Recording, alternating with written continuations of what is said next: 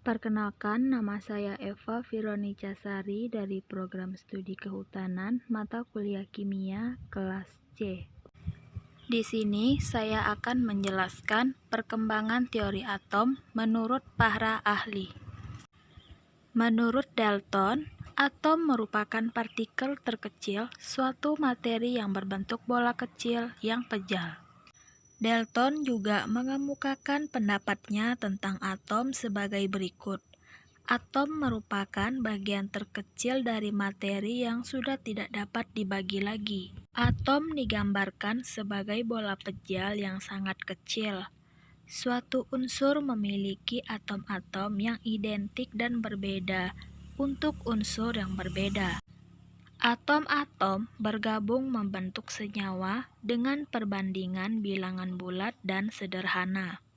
Misalnya, air terdiri dari atom-atom hidrogen dan atom-atom oksigen reaksi. Kimia merupakan pemisahan atau penggabungan atau penyusunan kembali dari atom-atom, sehingga atom tidak dapat diciptakan atau dimusnahkan. Di sini, atom Dalton juga memiliki kelebihan dan kekurangan.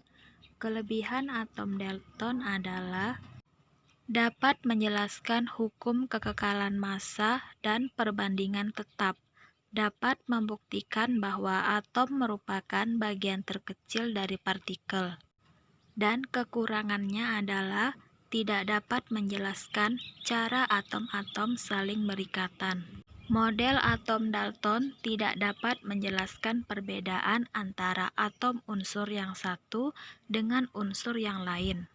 Tidak dapat menerangkan sifat listrik dari materi.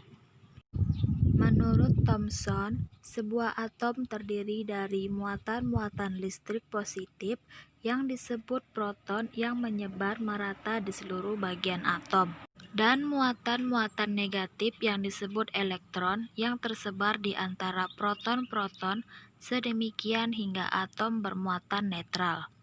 Model atom Thomson ini menyerupai model roti kismis, di mana kismisnya menyebar merata di dalam roti. Di sini, atom Thomson juga memiliki kelebihan dan kekurangan. Kelebihannya adalah membuktikan adanya partikel lain yang bermuatan negatif dalam atom. Berarti, atom bukan merupakan bagian terkecil dari suatu unsur, dapat menerangkan sifat listrik atom. Untuk kekurangannya, tidak dapat menjelaskan susunan muatan positif dan negatif dalam bola atom tersebut. Menurut Rutherforda, muatan listrik atom dan sebagian besar massa atom terpusat pada suatu titik yang disebut inti atom. Inti atom ini merupakan suatu daerah yang sangat kecil dengan diameter sekitar m.b pada jarak yang relatif jauh dari inti atom tersebut. Terdapat elektron-elektron beredar mengelilingi inti. Inti atom bermuatan listrik positif, sedangkan elektron bermuatan listrik negatif, yang nilainya sama besar dengan nilai muatan listrik positif dari inti atom, sehingga muatan atom adalah netral. Di sini, atom Rutherforda memiliki kelebihan dan kekurangan. Kelebihannya adalah model atom Rutherforda menyatakan bahwa atom terdiri dari inti atom yang sangat kecil dan bermuatan positif, dikelilingi oleh elektron yang bermuatan negatif. Rutherforda menduga bahwa di dalam inti atom terdapat partikel netral yang berfungsi mengikat partikel-partikel positif agar tidak saling tolak-menolak. Dan kekurangannya adalah tidak dapat menjelaskan mengapa elektron tidak jatuh ke dalam inti atom akibat gaya tarik elektrostatis ini terhadap elektron. Yang terakhir adalah teori atom Bohr pada tahun 1913.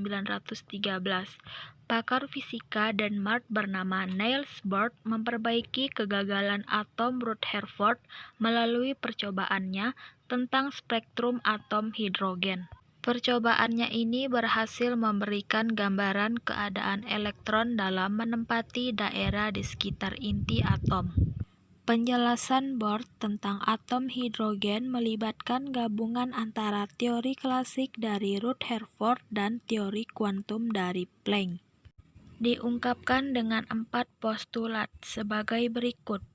Hanya ada seperangkat orbit tertentu yang diperbolehkan bagi satu elektron dalam atom hidrogen. Orbit ini dikenal sebagai keadaan gerak stasioner atau menetap elektron dan merupakan lintasan melingkar di sekeliling inti. Selama elektron berada dalam lintasan stasioner, energi elektron tetap sehingga tidak ada energi dalam bentuk radiasi yang dipancarkan maupun diserap. Elektron hanya dapat berpindah dari satu lintasan stasioner ke lintasan stasioner lain. Pada peralihan ini, sejumlah energi tertentu terlibat, besarnya sesuai dengan persamaan Planck. Delta E sama dengan Hv.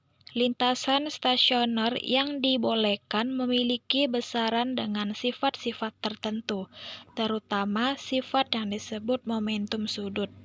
Besarnya momentum sudut merupakan kelipatan dari H per 2pi atau NH per 2pi, dengan N adalah bilangan bulat dan H tetapan Planck. Di sini, atom Bohr memiliki kelebihan dan kekurangan.